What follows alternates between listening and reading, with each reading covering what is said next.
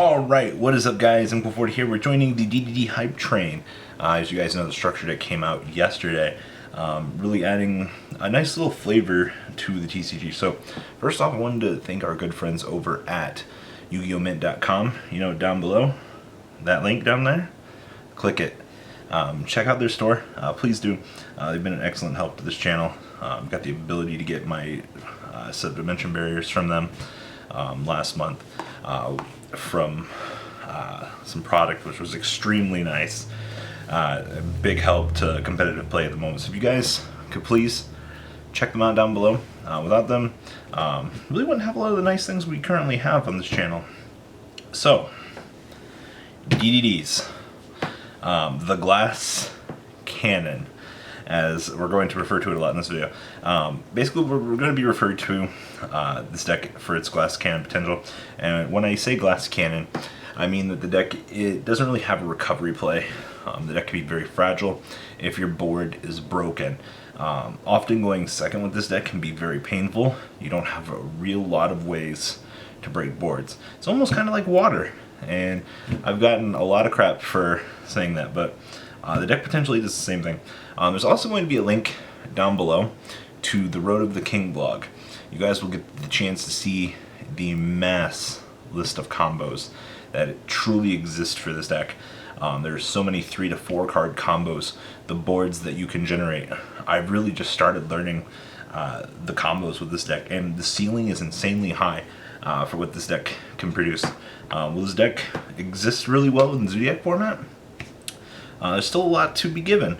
You have to remember, we didn't have this deck originally during, or Japan didn't have this deck originally during the beginning of the Zodiac format, because this and our good friend Necro Slime here were both limited over there to 2. So it kind of really put a damper on the deck. So we're going to go into this, discuss a couple things, some card choices. I also wanted to thank Aaron McGinnis and actually Alex Buell. They've both been a really big help. I've been reading a lot of their discussions about DDDs, looking at some of their deck list. Both of them have been a really big help. Watching Blair and Alex play this, and some more of the other DDD matches actually from the Zodiac tournament. They really, they teach you that the ceiling can be rather high. Unfortunately, the deck does fall pretty hard to Dimension Barrier. One well-timed fusion can just stop the entire Great Mass. So, alright, let's start this. 3 little swirlies. Swirly has the ability to send it and another another proper fusion material from your hand to the graveyard, and then you'll be able to fusion summon your boy Genghis here, which is, we'll get into in a little bit. He also has this cool little trick. Outside of actually being able to discard its and send itself and another one to the graveyard, you know you can actually banish this card from your graveyard, especially one double DD monster from your hand. It's such an insanely powerful card. Now typically the dream is often to see it with Necro. Necro lets you banish it and another monster from your graveyard, including this card, to properly fusion summon a DDD monster. So you get the perfect 2-card combo to basically produce 2 very large monsters. That's one of the reasons why I personally really like this deck, is the combos that you can pull off with Slime and Necro to start the engine on the deck. It's just insane. I shouldn't have to tell you that. The fact that the TCG still has these at 3, and the fact that we waited so long for these, I still am kind of wondering if these aren't going to get hit prematurely. But we'll have to wait and see. The deck is already expected to be a 2 weeks in deck, which I really don't hope so. You've got like 2 weeks to play before Zodiacs come out, before Power Creeps, but we'll see. Lamia. Oh man, we've needed this thing. So this is a level 1 tuner. This thing is actually phenomenal. If it's in your hand or graveyard, you can send a Dark Contract. It's face up on the field to the graveyard. Special summon this guy, and of course you can only use that effect once per turn, and it gets banished when it leaves the field. But it's a level 1 tuner. Pretty much you'll be able to combo it, eat a contract, so it doesn't burn you. Basically doing what the deck needs to do. And you know what that is? Create really large boards with Crystal Wing and our good friend Siegfried. So, also the fact that if you make Gus King and you have this, then you can go into Crystal Wing. 3 Savant Cavalier. I mean, if you watch any other DDD deck profile, it's literally just summon this recruit for any contract in your deck. Card's a mass powerhouse. Also in some world, if you can set up pendulum scales, it is a 10. Next up, 3 of our good friend Ragnarok. Once again, when you special summon, he will call out another Merry Band member, which is also really cool. And then you can also attribute a DD monster and target one monster your opponent controls. Oh, yeah, monster and banish it. Have to slowly refresh myself on which ones do what. Also, the fact that he has 3,000 defense is also relevant in some weird scenarios. You'd be surprised. Also, Pendulum Scale 5. I've seen Pendulum Scales be set up maybe like once or twice ever, like seeing this deck played. Weird scenarios can happen. I am playing currently 3 of our good friend Savant Thomas, which basically you can pop it during the main phase to recruit additional combo pieces. The fact that I don't know, I think the fact that this thing just extends your combo insanely as far as it does, being able to, generally recycle things. I've seen a lot of builds only playing 2 Savant, and a lot of them are playing 3 Coperagus, or yeah, I think its name is Coperagus. Yeah, Savant Corpipine. Yeah, it's this guy. This came out in the structure deck.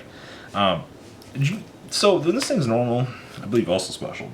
Yeah, you can send a DD from your deck to the graveyard. So, Swirly, Necro, or Lamia if you need to set up your combo in some way. His Pendulum Scale effect, you cannot Pendulum summon monsters except for DDDs. Once return, when this card in your Pendulum Zone, you can negate the activation of a spell card that would inflict damage to your opponent. To you, and destroy it. Actually, it's pretty cool that it even has that built-in effect, but you're going to typically use it as a Foolish Barrel, which is pretty fucking good for combo extending, especially if you can't get to Kepler here. It's also another name in the deck, which can be crucial at times. Also level 4. Next up, teching 1 Orthros. The pendulum effect of this guy, you can destroy 1 spell trap card and 1 other DD or contract card you control and destroy them. Actually, it's kind of like your Archfiend eccentric in a way. It's another name. The monster effect, I don't think so. Super important. When you take battle or effect damage, you special summon this card from your hand. This card is special summon. You got special summon for the rest of it except for fiends. Yeah, that's not super important, but scale it. You can pop a contract, something else, take out a back row. It's pretty much also searchable at pretty much all points in the deck. That's why some of the other crazier things like this are in here, because you have the ability to get to it well. On top of, just like extending your overall combos and things like that. 2 maxis, if you somehow are forced to go second, gives you more resources. The more chances that you have to get to Lamia, Swirl, and Necro proves to be very important to this deck. And you just don't want to outright lose. 3 of the Dark Contract with the gate. It's a Rhoda for anything in the deck. Excuse me, DDs. You can't search for, or yeah, you can search for the crazy ones, but I don't know. Like, the deck has the Rhoda at 3. Why would it not be good? It's the things I ask myself at night. Fusion. This card's nuts, being able to just fuse within the graveyard. So good. So there's that. I'm playing 3 Allure. I know a lot of people are going to be like, why are you playing Allure and not like Twin Twisters and stuff like that, and even Soul Charge? Like I said, this deck is also referred to as a glass cannon. You want to be able to honestly just draw as much as you can and try to get to your combo as soon as you can. Going further into the deck can help you achieve that. And I'm on the fence about this myself. But in a deck that's meant to basically attempt to go first and set up as large of a board as you can. Sometimes you can brick. There's no ifs, ands, or buts about that. It's the game of Yu-Gi-Oh! Bricks do happen, so being able to try to fix that brick is very important. Speaking of fixing the brick, 1 upstart, 2 desires. Desires, one of the first comments I'm going to hear is, but what if you banish your combo pieces? Yeah, you're right. You can banish your combo pieces playing this deck. That happens. Same thing that happened at the YCS during the stream. It wasn't Sydney, it was the one before that. Like if you lose all of your dupe frogs, it's just the unfortunate side of things. You're trying to make your deck as consistent as possible. This card basically gives you the fundamentals of going second with the 1 extra card, which is extremely nice. Or 7 cards for going second. Un for Un, of course. Let's actually just take a look here and see who's level 1. Hi, Necroslime, good old Lamia, Kepler. Remember, Kepler triggers on special. And that's it.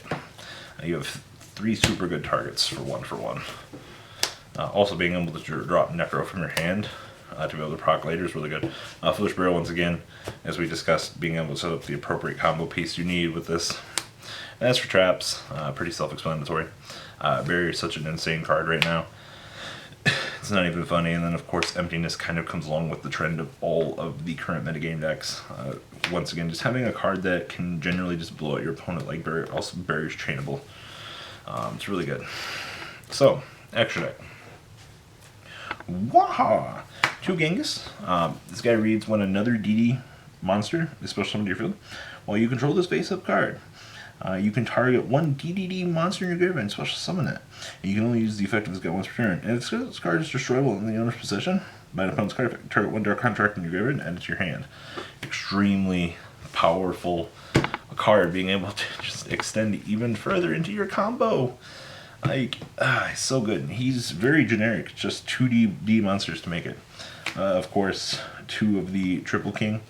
Same thing, it's just 2 to make it. All of your contracts become inverted, but it's level 7, which with Lamia makes you make your 8s extremely easier. 1 Beowulf, a lot of people refer to this as just a 1-of.